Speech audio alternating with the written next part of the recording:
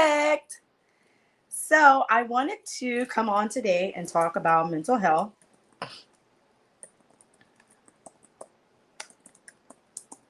awareness. Perfect.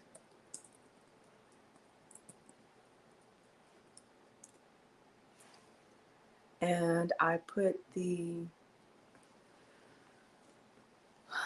um, website on there. That just kind of slipped my mind right there. Okay. So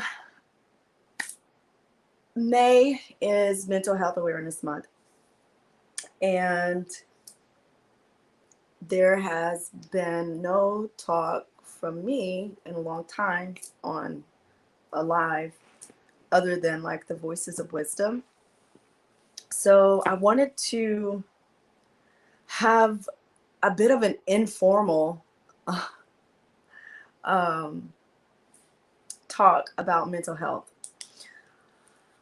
My my experience with mental health has been quite grand. Um, as far as myself, there's been anxiety, there's been depression, there's been complicated PTSD. There has been um, that's about it. I don't really have any schizophrenia or multiple personalities or dissociative personalities. Um, I don't have any experience with those personally, but I've known people and I know people who do have those experiences. Oftentimes, um, mental health is triggered by an event, an experience. There's also some schools of thought that mental health is genetic, that it can be passed down through generations. Um, from a spiritual point of view, well, somebody was excited on their motorcycle.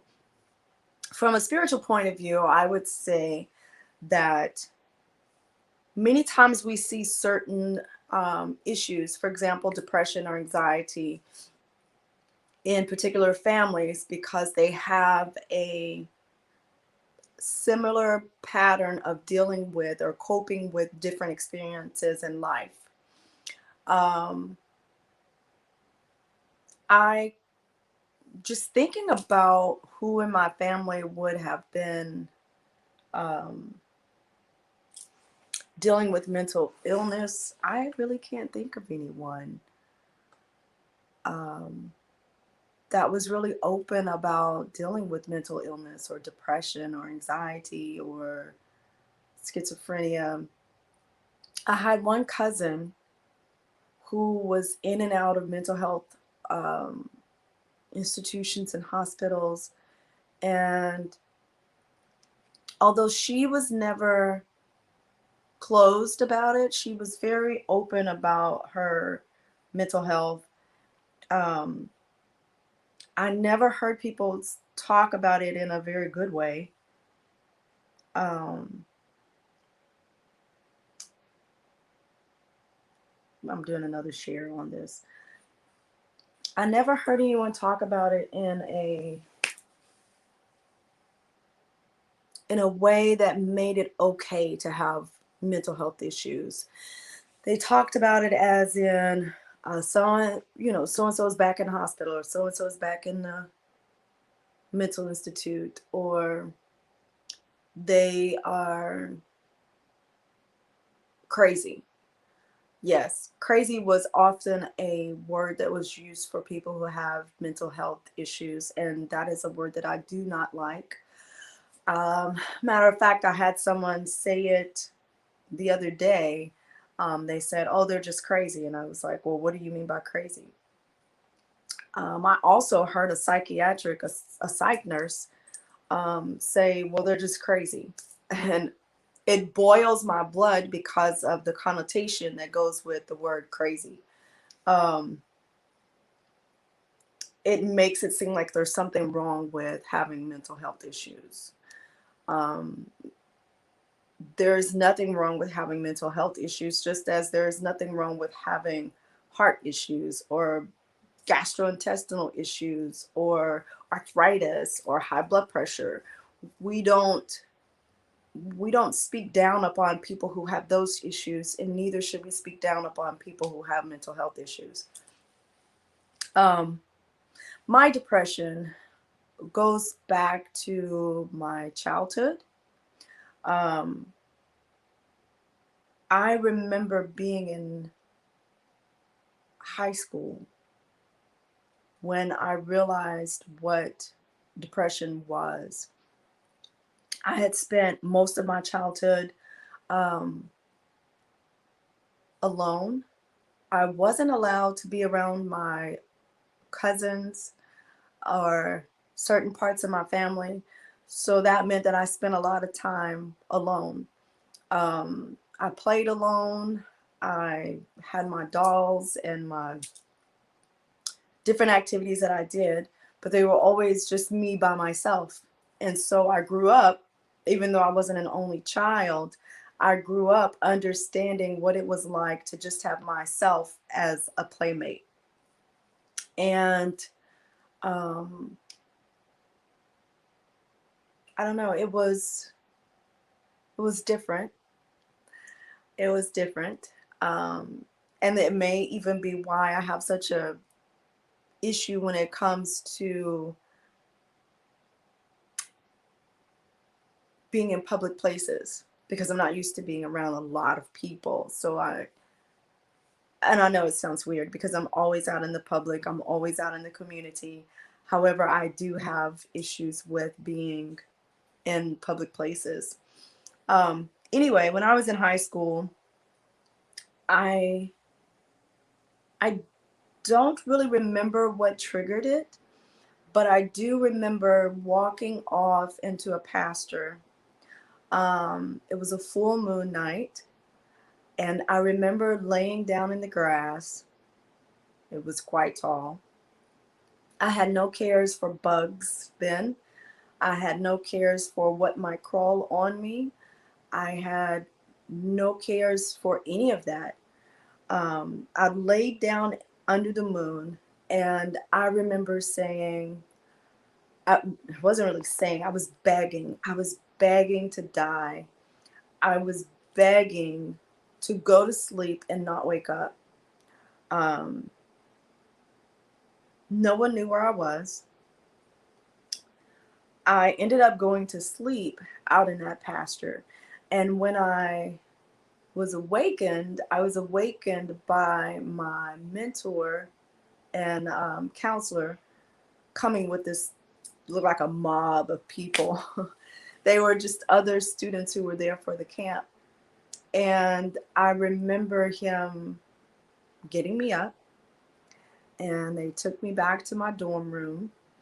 My dorm mate was Stormy, and so it was her and two of my male friends who stayed in the room with me. Um, One of those male friends was Corey. I don't remember who the fourth person was, and I was so disappointed when I woke up and I wasn't. When I woke up and I wasn't dead, I was very disappointed.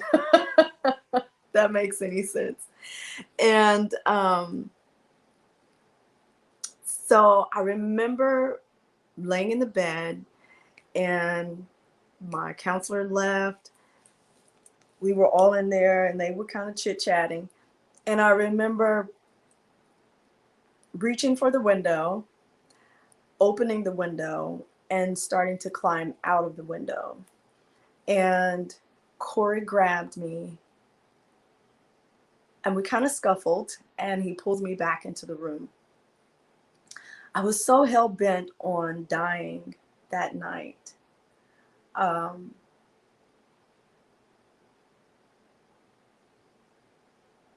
yeah,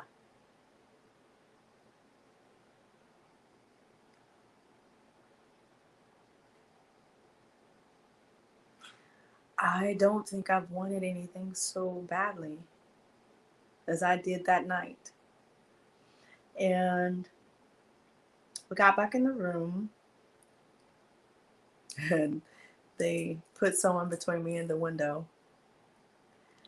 And um, I finally went off to sleep. I woke up the next day, and it was like kind of a new day because I don't remember what happened those following days. I do know that they would not allow me to be by myself. And there are times after that that I have this like roller coaster of emotions. Um, some days are worse than others, but here lately, I've been successful not to have many of those days at all. Um, I started journaling years and years ago before it was the in thing to do. And I started to write down those feelings that I was having.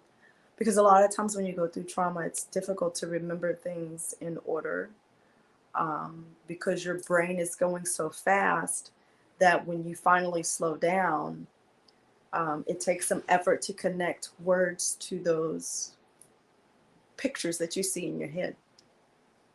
So I started journaling, and I have journaled for many years. In fact, it's through journaling that there have come, I've gone through experiences and had questions about what I was feeling, what I was, um, how I was evaluating or analyzing a situation. And I was able to go back through my journals and read the things that I had written and remember the traumas that I had forgotten. And I was then able to release those traumas. Um, what I will tell you as an ending point, because we're already at 13 minutes and I want to make sure that these remain short, um, so they can be looked at on a break or something. Um, a few things that have really helped me when it comes to depression and anxiety.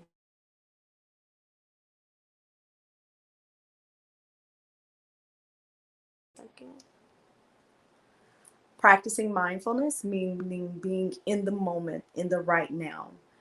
Um, because depression happens when my mind is constantly in the past and remembering things that have happened to me in the past. When I become anxious, I'm thinking about things that could happen to me in the future that haven't happened yet, which is not fair to my present, because in my present, I am robbing them of me. And so I've learned to be in the present.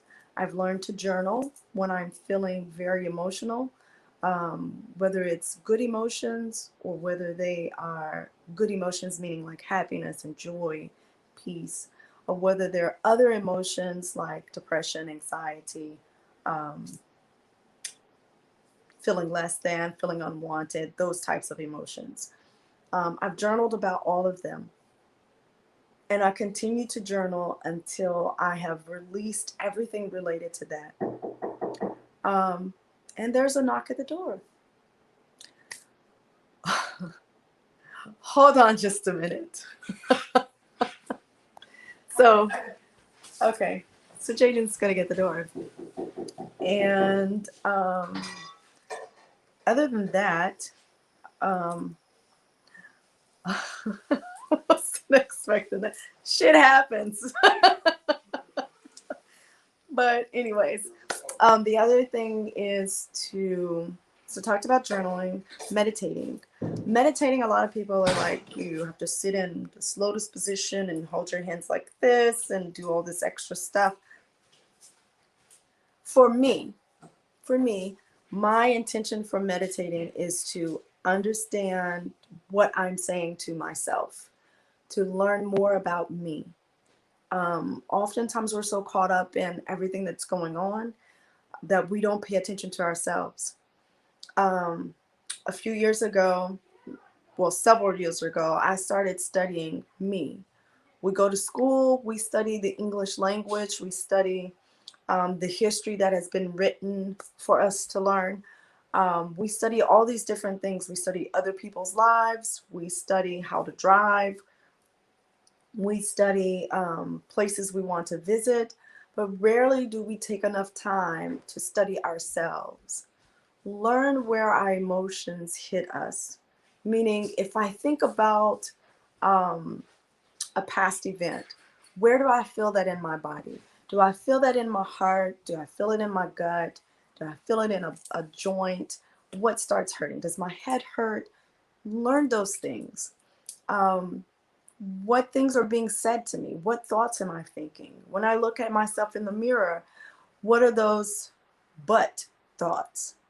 Meaning, well, that's cute, but you got some back fat. Or that's cute, but you have a spot on your face. What are those but thoughts? And begin to change those thoughts, because those thoughts are the ones that keep us in the loop of depression, that keep us in the loop of anxiety, that keep us in the loop of low self-esteem and low self-worth. Um, Write down things that you're grateful for that have to do with you and only you. And I say that because a lot of times we get caught up in, like the song, you make me happy when skies are gray. You'll never know, dear, how much I love you. Please don't take my sunshine away. And that we're depending on someone else to make us happy. But we have to turn that around and sing that to ourselves. What are some things that we do to make ourselves happy? And if that list is short, we need to lengthen it, okay? So that's just a few things. Please visit the website, ispeakfoxy.com. Subscribe to the YouTube channel. Follow us on Facebook, Instagram, Twitter. I think that's it. Share and open the conversation about mental health. Open the conversation in the family so that when people are going through things, they know that there's someone there who understands, who's not going to judge them, who's not going to shame them because of them being ill in a place that people feel like you're not supposed to get ill. It's still part of your body. It's your mind. So talk about it, speak about it, be honest about it, and let others know that they're not alone. That's all I have for today. Bye-bye.